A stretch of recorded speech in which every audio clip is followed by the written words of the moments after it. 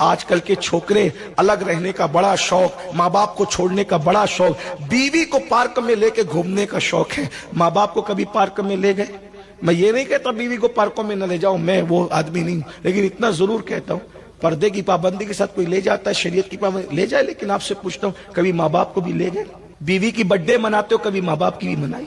بچوں کی birth day مناتے ہو، کبھی ماں باپ کی بھی منائی؟ کتنے خوش ہوتے ہوں گے ماں باپ ہیں؟ بچوں کو گفٹ دیتے ہو، کبھی ماں باپ کو بھی گفٹ دیا؟ دیکھے تو دیکھو نا۔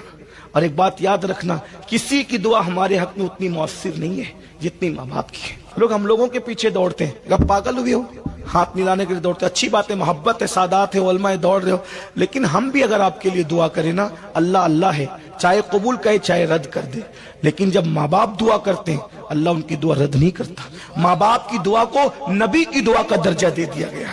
دعا والدہ لولدہ کدعاء لکم، تمہارے باپ کی دعا تمہارے حق میں ایسی ہے جیسے محمد الرسول اللہ کی دعا امتی کے لیے ہوتی، نبی کی دعا، محمد الرسول اللہ کی دعا امت کے لیے رد نہیں ہوتی، ایسے جب ماں باپ دعا کرتے ہیں اولاد کے حق میں تو دعا رد نہیں ہوتی۔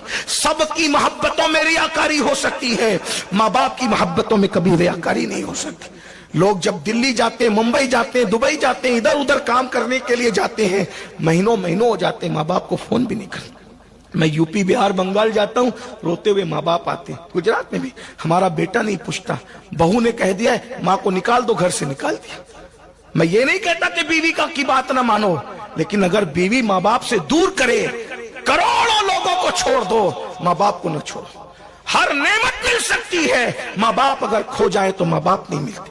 لیکن کچھ لوگ ایسے بھی ماں باپ کو روٹی کپڑا مکان دیتے ہیں، ہم بڑی خدمت کر رہے ہیں مولانا، میں نے کہا یہ تو کتے کو بھی دیتے ہیں لوگ۔